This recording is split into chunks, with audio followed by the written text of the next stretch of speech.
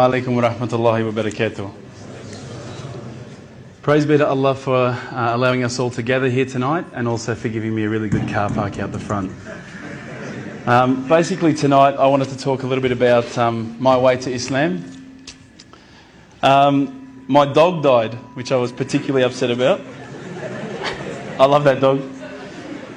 And sadly I had a friend pass away. He had cancer, and I watched him slowly die over the period of about 8 months.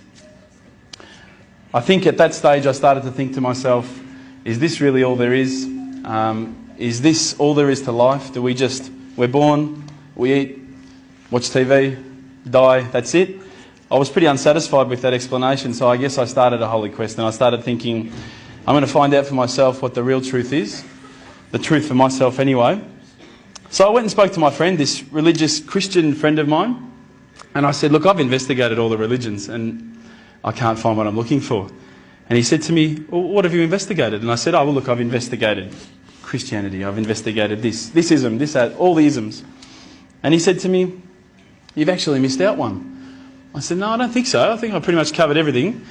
He goes, well, what about Islam? And I went, Islam? Okay. Mate, they're terrorists. I'm not going to investigate Islam. No, they're crazy. No way, you know. But lo and behold, alhamdulillah, I found myself walking into Preston Mosque one day.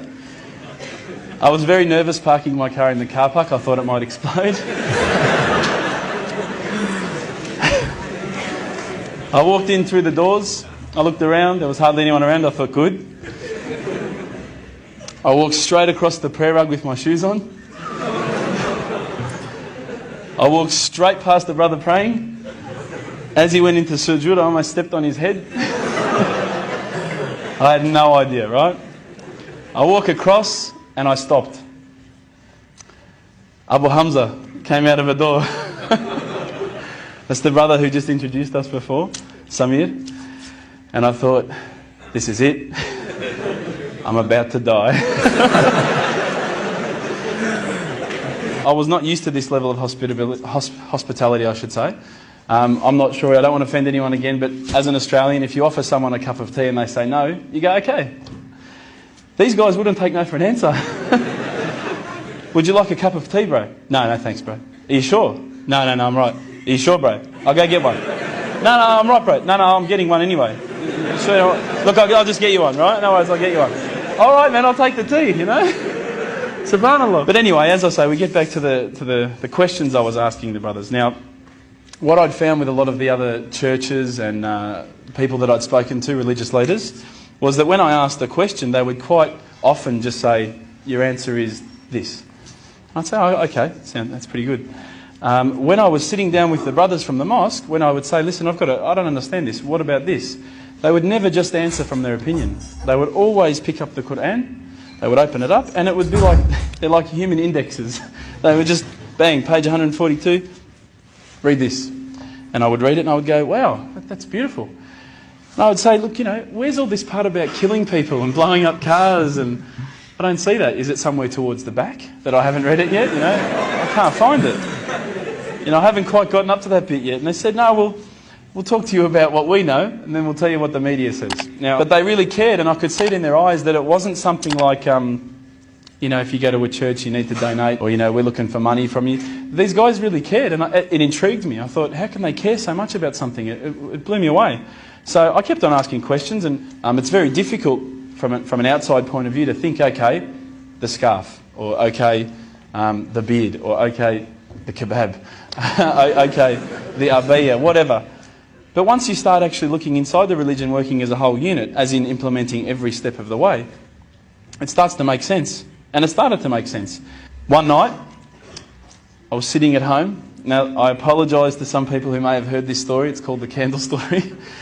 I was sitting at home and I thought to myself, I want to be, you know, one with myself again. I want to get closer to Allah.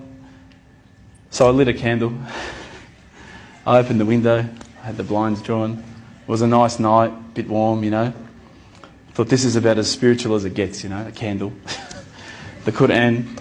I'm sitting there reading, and I stopped and I thought to myself, look, this is the time. Tonight, Allah and me, we're going to have a bit of a conversation. We're going to, we're going to bond. All I need from you, Allah, is just a sign. Just a little sign. Look, nothing too major, just maybe a bolt of lightning. Bolt of lightning for you, man. Come on, you created the earth. This is just a bolt of lightning. It'll be easy. So I sat there and I went, okay, go. And I swear to you, nothing happened. Absolutely nothing. I was really disappointed. I said, Allah, this is your chance. I'm here. I'm asking you. Where's my sign? So I thought, look, I'll keep reading Quran and I'll talk to the brothers. I'll say that I spoke to Allah and He didn't answer me. Didn't even get an answering machine. Nothing. So I turned the Quran. I turned to the next page where I'd finished off. SubhanAllah, the very next verse that I read, for those of you who ask for signs, have we not shown you enough already? Look around you at the skies, the stars, land, the oceans. These are the signs for the people of knowledge. SubhanAllah, straight away my whole world changed. I was staring at the Quran. I was just in shock. I couldn't believe that I'd been so arrogant to ask for my own specific sign when the signs had been around me all the time. There's a creator because there's a creation. So I closed the Quran. I had the best night's sleep, I got to tell you. I went straight to the mosque the next day. Alhamdulillah, Abu Hamza was there again.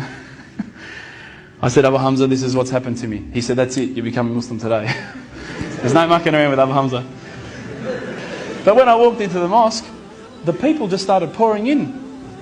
And I went, SubhanAllah, look at this religion. I've been to churches where there's 20 people, 30 people, 50 people. There was about 1,000 people that night. And I thought, this is amazing. This religion is truly the religion of choice. And then I found out it was the first night of Ramadan. The good old Ramadan Muslims. But still it was nice. Started to say the words and all the fear went out of my body and out of my heart. Ashhadu an la ilaha illallah wa ashhadu an Muhammadan Rasulullah. And I felt like a shower had been turned on and my whole body had been flushed clean. And trust me, I needed to be flushed clean. I was standing up there. All the brothers started yelling out, Takbir, Allahu Akbar. I thought I'd done something wrong.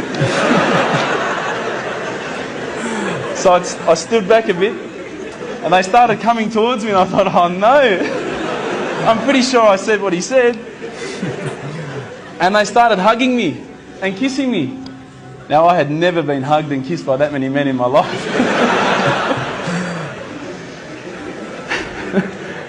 I went home with such a beautiful feeling because I knew at that stage that I had a clean slate. It was my chance now to start again, to forget about the drinking, to forget about marijuana, dope, whatever, anything else I'd done in the past and to start doing good things. If you haven't felt the feeling that I'm talking about, I sincerely hope it happens to you at one stage in your life. I encourage you to investigate all the religions, and particularly Islam.